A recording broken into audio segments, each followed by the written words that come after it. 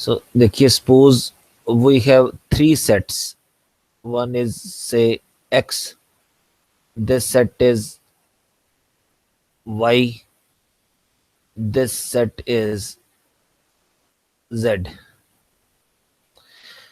and f is a function from x to y, and g is a function from y to z.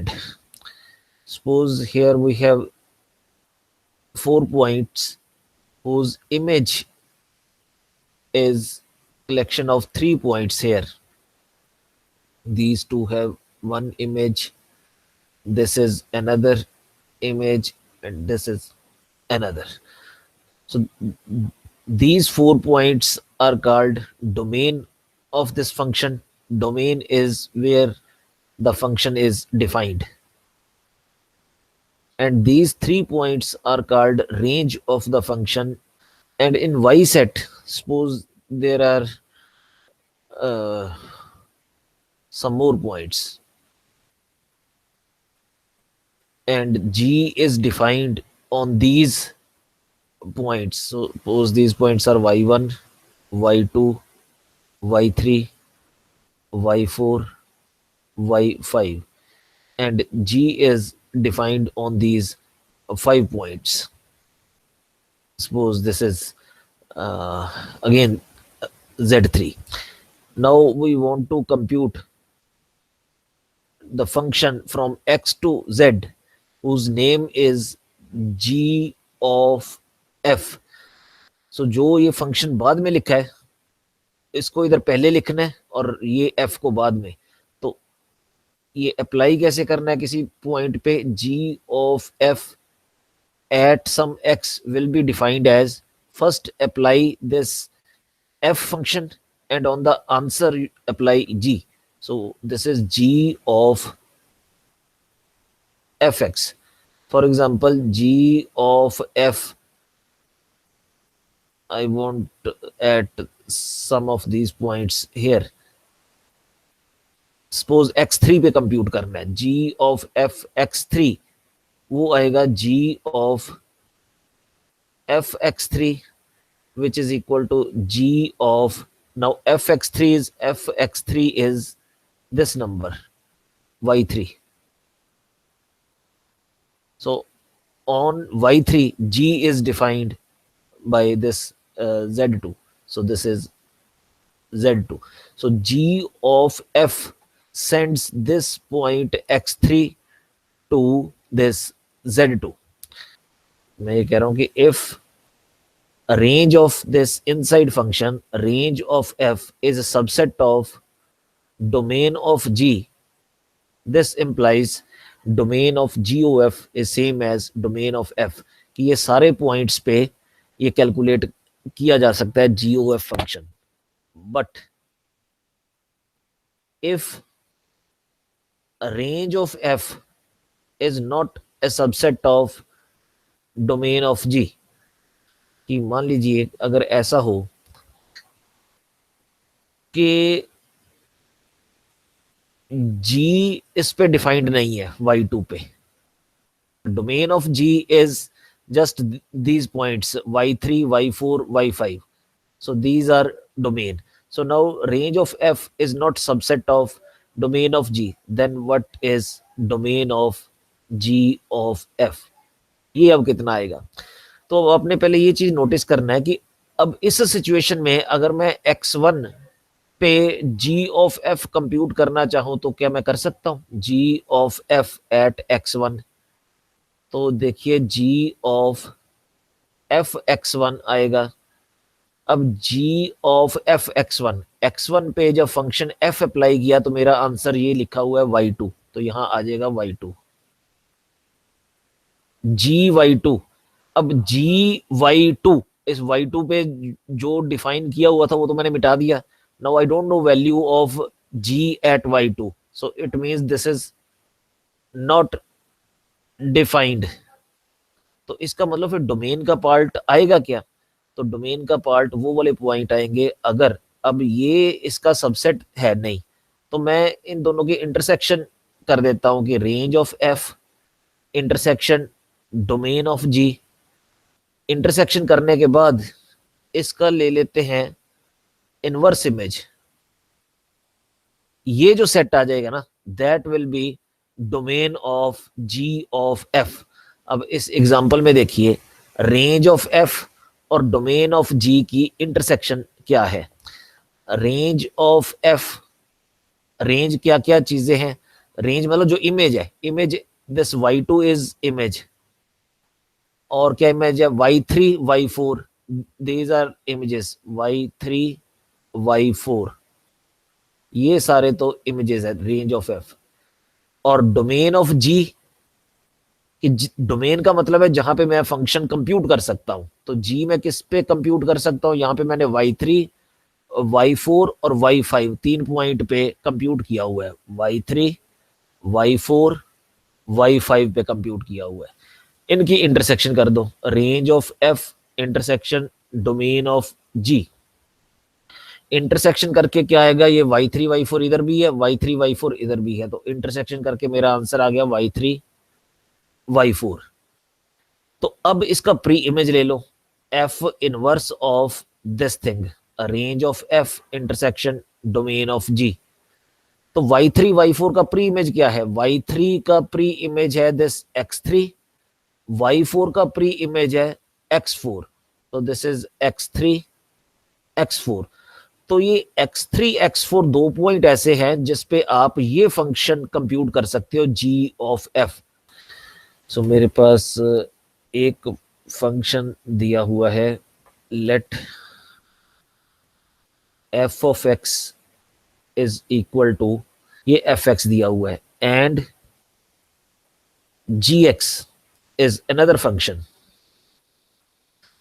gx is, question है find the points of discontinuity of GOF, find points of discontinuity of G of F। तो पहले हम इसका GOF का domain देख लें, क्योंकि जो पॉइंट ऑफ डिसकंटिन्यूटीज है वो इसके डोमेन में से ही होंगे।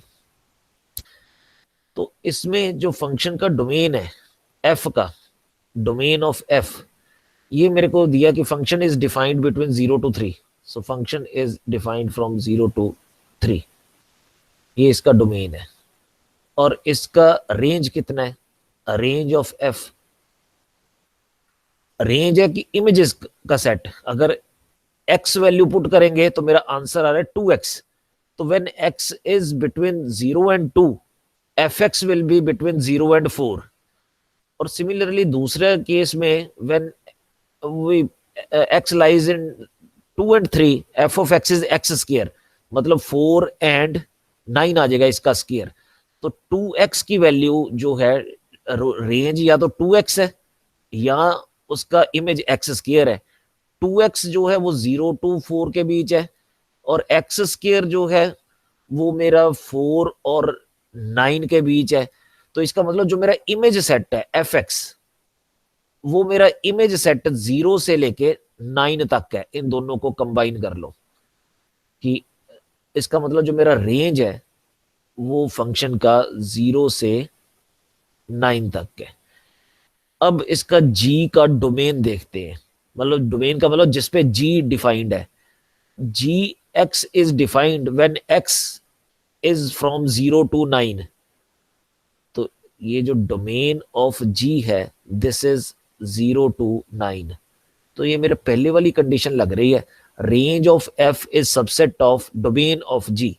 तो अगर दो सेट्स इक्वल भी हैं तो भी हम कह सकते हैं कि a is subset of b and b is subset of a।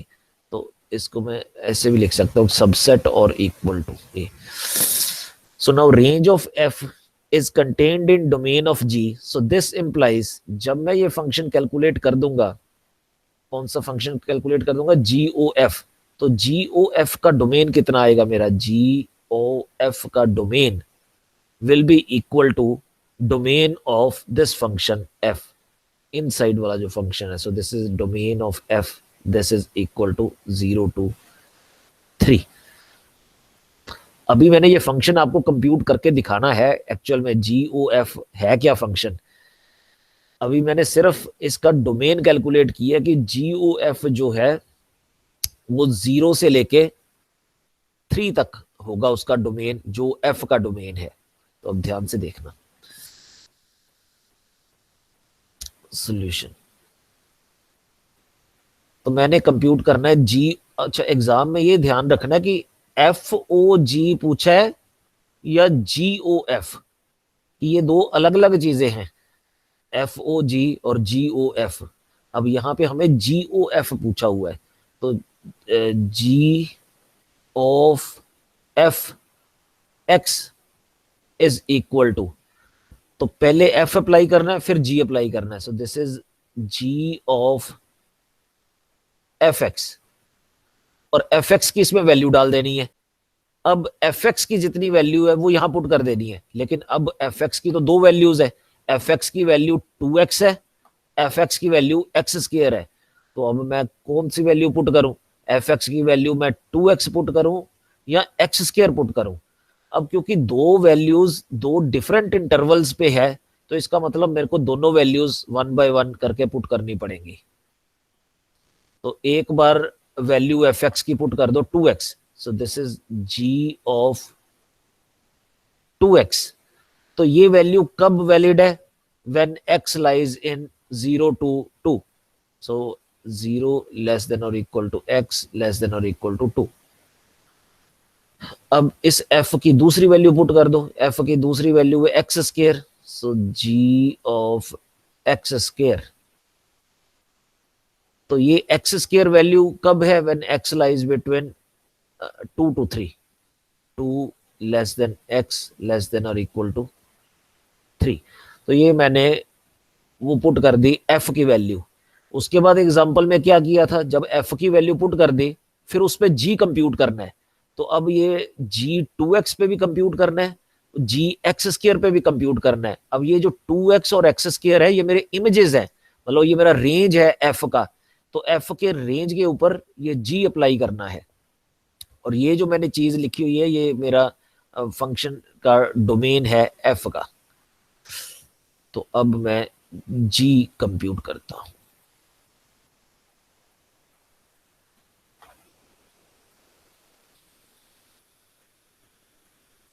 So this thing is equal to,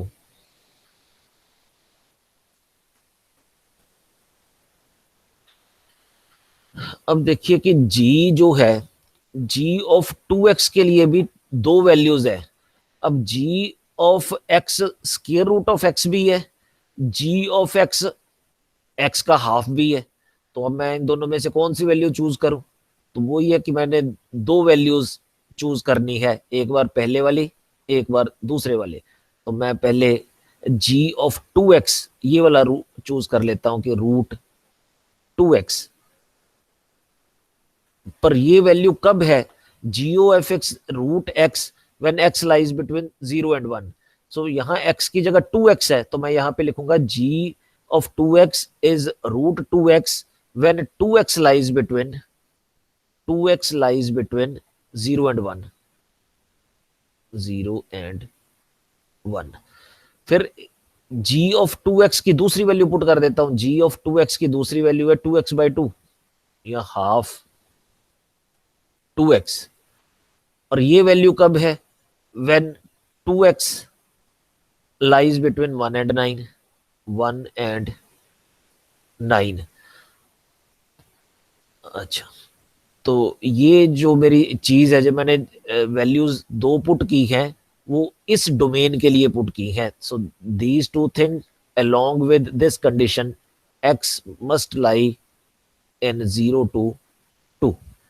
अच्छा, अब मैं अपना g दूसरे x स्क्वायर पे आ जाता हूं, के साथ ये एक कंडीशन डोमेन ऑफ f की भी है with this and 2 less than x less than और इक्वल टू 3। ये जो पोर्शन मेरा इधर वाला चला हुआ है दिस थिंग और दिस थिंग, ये तो मेरा डोमेन ऑफ f चला हुआ है। और जो ये वाली चीज है this is range of this first function f. So this thing is equal to square root of 2x with this condition. इसको 2 से डिवाइड कर दो तो x देखो किस में लाई कर रहा है, 0 लेस देन और equal to x less than और इक्वल टू हाफ.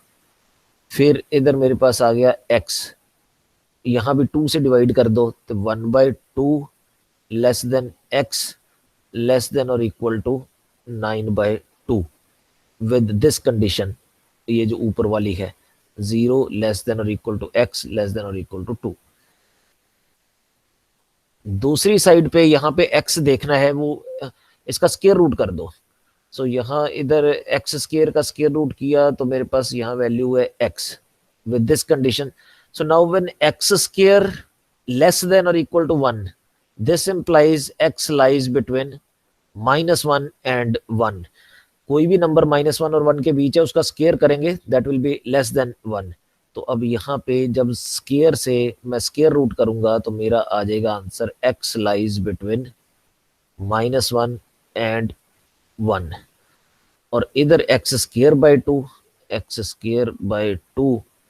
तो यहाँ पे जब स्क्वायर रूट कर देंगे तो x, एक पॉसिबिलिटी तो ये है कि x लाइज बिटवीन 1 एंड 3 आए कि दोनों तरफ स्क्वायर रूट कर दिया. दूसरी पॉसिबिलिटी ये है कि इनके नेगेटिव भी हो सकते हैं और x can lie between -3 and -1, कि जो नंबर -3 और -1 के बीच है उसका भी जब स्क्वायर करेंगे वो स्क्वायर भी इस इंटरवल के बीच आएगा. तो इसका मतलब solution set is either this और this. -1 less than x less than और इक्वल टू 3, सॉरी -3, इधर -3 लेस देन और इक्वल टू दिस -1. और सेकंड पॉसिबिलिटी इज इसका जो स्क्वायर रूट किया तो 1 लेस देन और इक्वल, इधर खाली लेस देन है और इधर लेस देन और इक्वल टू 3 है. और इसके साथ ये कंडीशन है ये वाली कि x लाइज बिटवीन 0 एंड 3. तो अब देखिए कि ये जो मैं ये कंडीशन साथ साथ लिख रहा हूं इनका करना क्या है. ये जो ऑप्शन है और ये वाली ऑप्शन है इसका इंटरसेक्शन लेना है, वो यहाँ पे लिखना है. इसी तरह ये जो सारी ऑप्शंस हैं उसकी इंटरसेक्शन इसके साथ लेनी है. तो जहां पे इंटरसेक्शन एम्प्टी हो उसके कॉरस्पॉन्डिंग जो फॉर्मूला इधर बनाया है वो फॉर्मूला को हमने छोड़ देना है. तो अब मैं देखता हूं कि कौन सी इंटरसेक्शन वैलिड है और किसके कॉरस्पॉन्डिंग कोई फॉर्मूला नहीं है. सो पहले ये है 0 से हाफ, और 0 से हाफ मेरा इस पोर्शन के इनसाइड आता है 0 से 2. इसका मतलब ये पहली लाइन तो मेरी ठीक है. तो यहाँ पे मैं लिखूंगा √2x 0 लेस देन और equal to x less than और इक्वल टू हाफ. अब दूसरी लाइन चेक करता हूं. दूसरी लाइन है x lies between half to 9/2. अब 9/2 जो है दैट इज 4.5 है. तो पहला था 0 से हाफ, फिर यहां है हाफ से 4.5, पर 4.5 तक मैंने जाना नहीं. मेरे पास ये एक कंडीशन दी हुई है, फंक्शन का जो डोमेन है वो 2 तक है. तो इसका मतलब मैंने जब इनकी इंटरसेक्शन करवानी है तो मैं हाफ से 2 तक करना है. तो मेरी जो दूसरी लाइन है ये x, वो मैंने सिर्फ लिखना है half less than x less than और इक्वल टू 2. सो पता चल गया जी. अब इनका क्या काम था कि इस पूरे इंटरवल की इसके साथ इंटरसेक्शन करवाई है. अच्छा, अब इसी तरह इस वाले पूरे पार्ट के इंटरसेक्शन इसके साथ करवानी है. So first line is x lies between -1 and 1. पर इधर जो x है वो है, क्योंकि फंक्शन का डोमेन ये वाला जो है वो 2 to 3 है, तो इसका मतलब ये फॉर्मूला मैंने कंसिडर नहीं करना. उसके बाद आगे चले. यहां पे मेरे पास है x square by 2, x lies between -3 to -1 और 1 to 3. अब 1 to 3 जो है वो इसके बीच आता है. दोनों का जो कॉमन पार्ट है वो लिखना है. Common part is 2 to 3. So this is x square by 2 when x lies between 2 to 3. तो ये मैंने फंक्शन अपना कंप्यूट कर दिया G O F X is this thing. तो अब मेरा इसमें डोमेन कितना आ गया, जी ओ एफ का जो डोमेन है जहां पे ये मेरा फंक्शन डिफाइंड है वो 0 से लेके 3 तक जितने भी एक्स हैं वो सबके लिए डिफाइंड है, 0 से लेके 3 तक सबके लिए डिफाइंड है। और मेरे को ये पहले ही पता था कि यही आंसर आने वाला है डोमेन का। ये देखिए ऊपर मैंने ये कंप्यूट किया था, मैंने बोला था ये जी ओ एफ का जो डोमेन है वो डोमेन ऑफ एफ के बराबर ही आएगा, और एफ का डोमेन 0 to 3 है तो जी ओ एफ का डोमेन भी 0 to 3 आएगा इस कंडीशन की वजह से, क्योंकि range of F is subset of domain of G. अब मेन क्वेश्चन था कि find points of discontinuity of this function. So अब डिसकंटिन्यूटी के पॉइंट देखने हैं।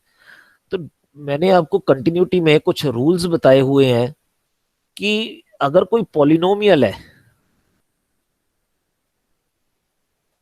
वो हमेशा कंटिन्यूस होता है। Polynomial is continuous at each point. अब इस क्वेश्चन में ये जो है √2x, ये 0 और ½ के बीच ये हर वैल्यू पे डिफाइंड है, and no value between 0 and ½ makes it infinite और indeterminate. So therefore the function is continuous between 0 and ½ तो ये वाला इतना सा पोर्शन 0 और ½ के बीच कंटिन्यूस है। ½ से लेकर 2 तक ये मेरा पॉलिनोमियल है, ये कंटिन्यूस है। 2 से लेकर 3 तक x² by 2 ये पॉलिनोमियल है, ये कंटिन्यूस है।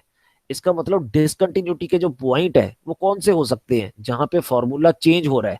जैसे ये एक पॉइंट है half, when x is less than half I have this formula, when x is bigger than half I have this formula. इसका मतलब हाफ पे मेरे को चेक करनी है कंटिन्यूटी। इसी तरह ये जो 2 है, 2 के ऊपर मेरे को डिसकंटिन्यूटी चेक करनी है कि when x is less than 2 I have this formula, when x is greater than 2 I have this formula. So ये दो पॉसिबल पॉइंट्स पे डिसकंटिन्यूटी चेक करनी है। तो मैं कहता हूं कि there are to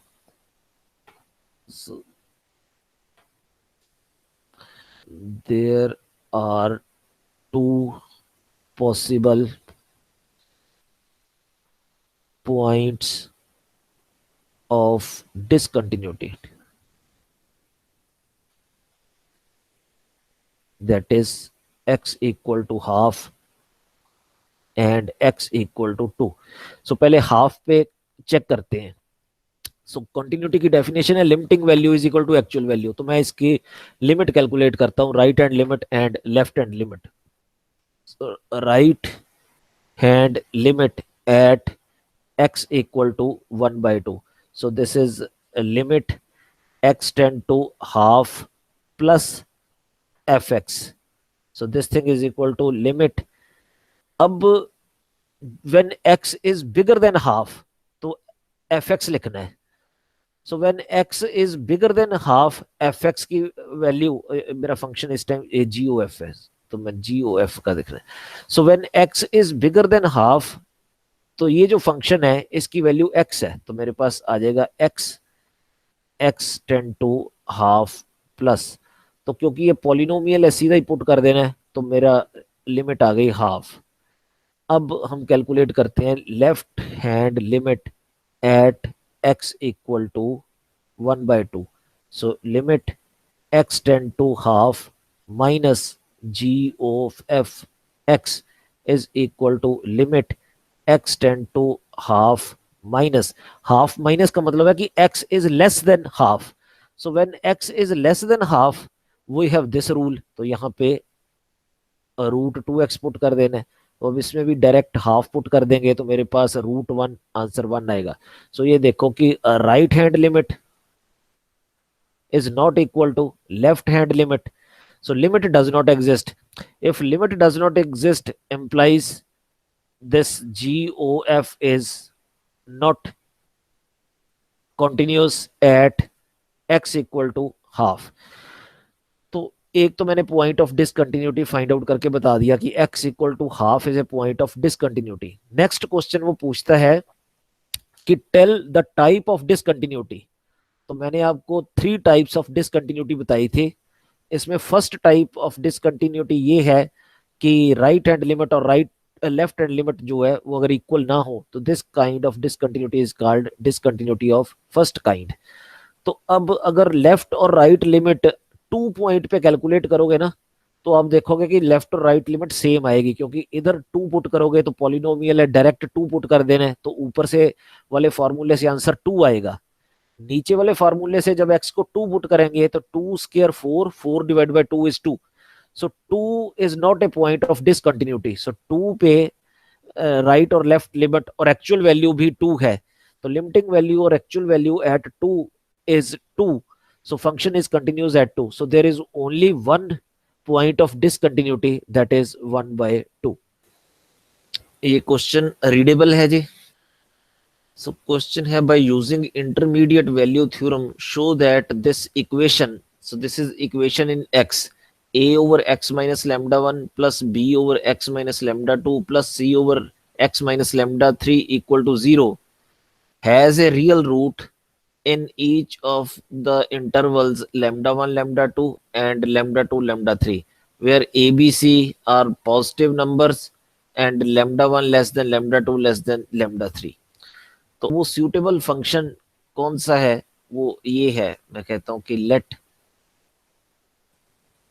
f of x is equal to a into x minus lambda 2 x minus lambda 3 plus b into x minus lambda 1 x minus lambda 3 plus c into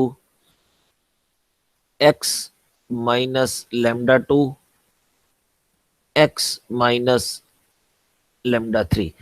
ये मैंने एक फंक्शन ले लिया। ये फंक्शन लिया कैसे, जो given equation है उस गिवन इक्वेशन को मैंने मल्टीप्लाई कर दिया है इससे x minus lambda 1 x minus lambda 2 x minus lambda 3 से इसको मल्टीप्लाई कर दिया। जब मल्टीप्लाई करेंगे तो फर्स्ट टर्म को जब इससे मल्टीप्लाई करेंगे ये x माइनस लेमडा 1 और x माइनस लेमडा 1 ये दोनों कटेंगे, ऊपर ये फैक्टर बच जाएगा x माइनस लेमडा 2 और x माइनस लेमडा 3।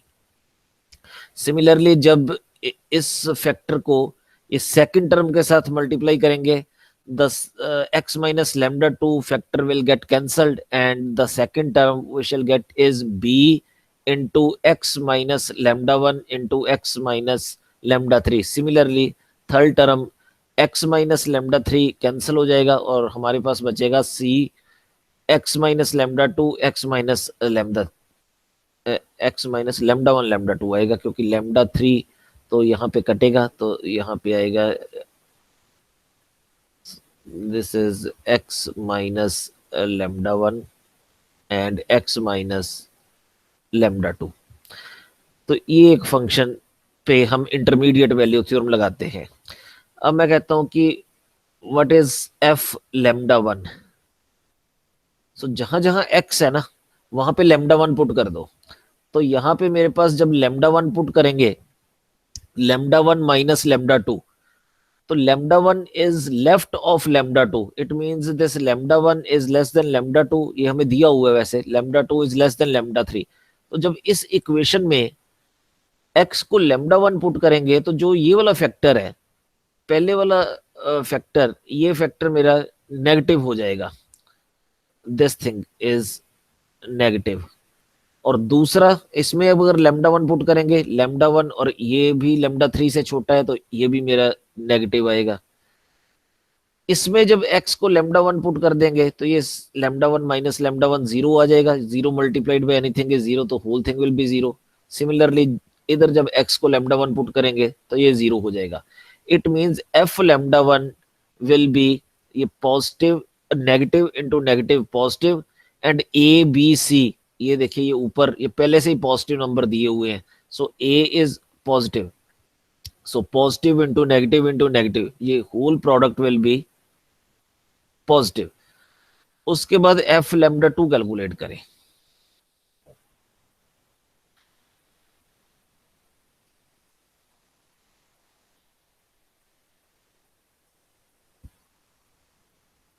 अब लैम्डा टू इसमें अगर पुट करेंगे सबसे पहले तो ये वाली ब्रैकेट तो जीरो हो जाएगी। यहां पे जब लैम्डा टू पुट करेंगे तो lambda two minus lambda two is now bigger than lambda one, so this thing is positive. lambda 2 minus lambda 2 is less than lambda 3, so this is negative and b is positive number।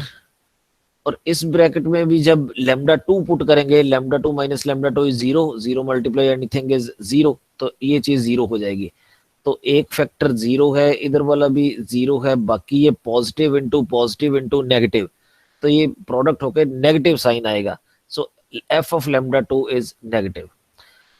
अब इस interval पे lambda one lambda two interval पे intermediate value theorem वो use करता हूं। Intermediate value theorem says that if F A and F B are of opposite signs, then there exists C in AB such that this FC is equal to 0। FC is equal to 0। अब ये जो theorem है ये इस interval पे fit बैठ रही है लैम्डा वन लैम्डा टू पे, क्योंकि एफ लैम्डा वन पे फंक्शन की पॉजिटिव वैल्यू है, एफ लैम्डा टू जो है वो नेगेटिव है। इंटरमीडिएट वैल्यू थ्योरम से हमें पता चल गया कि किसी पॉइंट पे ये फंक्शन जीरो है, पर हमने ये नहीं प्रूव करना था कि इस फंक्शन को जीरो प्रूव करो, हमने तो उस इक्वेशन का रूट फाइंड आउट करना था, वो तो अभी करना है मैंने। तो मैं अभी इंटरमीडिएट वैल्यू थ्योरम से मैं कहता हूं कि it means there exist alpha belongs to this interval lambda one lambda two such that F of alpha is equal to 0। तो अब इसमें पुट कर दो सारे जगह पे अल्फा, तो दैट इज यहां अल्फा पुट किया तो 0 is equal to A into alpha minus lambda two alpha minus lambda three plus B into alpha minus lambda one alpha minus lambda three plus C into alpha minus lambda one alpha minus lambda two. This implies, अब इसको divide कर दो, जिस product से multiply किया था उसी तरह की प्रोडक्ट से कि alpha minus lambda one alpha minus lambda two alpha minus lambda three से डिवाइड कर दो, तो हमारे पास आएगा ए ओवर यहाँ पे अल्फा माइनस लैम्डा वन बचेगा plus B over alpha minus lambda two बचेगा plus C over alpha minus lambda three बचेगा। अब इस इक्वेशन को और गिवन इक्वेशन को जरा ध्यान से देखिए, क्या डिफरेंस है इन दोनों में। मेरे पास ये इक्वेशन थी A over X minus lambda one plus B over X minus lambda two plus C over X minus lambda three equal to 0। Question ये था कि find a real root of this equation in this interval. तो root क्या होता है किसी equation का, जैसे आप क्वाड्रेटिक इक्वेशन के रूट्स कैलकुलेट करते हो उसका मतलब ये होता है कि वो नंबर अगर हम क्वाड्रेटिक इक्वेशन में पुट कर दें तो मेरा आंसर 0 आ जाना चाहिए। तो इसका मतलब मैंने x की वो वैल्यू फाइंड आउट करनी है कि अगर मैं x की वैल्यू यहाँ पे पुट करूं तो मेरा ये जो पूरी एक्सप्रेशन है वो 0 बन जाए। तो वो वैल्यू मैंने फाइंड आउट कर दी, ये देखिए अब लास्ट पे मैंने ये पूरा एक्सप्रेशन अल्फा के लिए 0 प्रूव कर दिया, A over alpha minus lambda plus B over alpha minus lambda two plus C over alpha minus lambda three, this whole sum I have proved is lambda.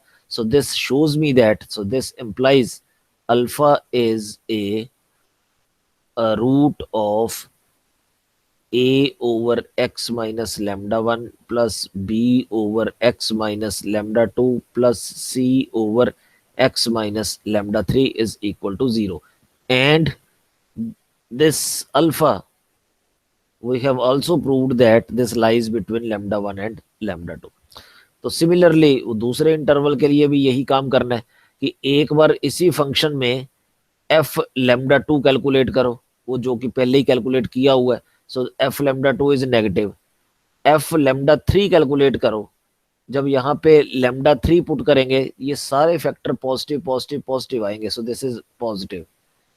सो अब F lambda 2 negative है, F lambda 3 positive है. So by intermediate value theorem there is a number beta between lambda 2 and lambda 3 such that f beta is equal to 0. तो उससे मेरे पास एक दूसरा root इस equation का कैलकुलेट हो जाएगा in the interval lambda 2 lambda 3.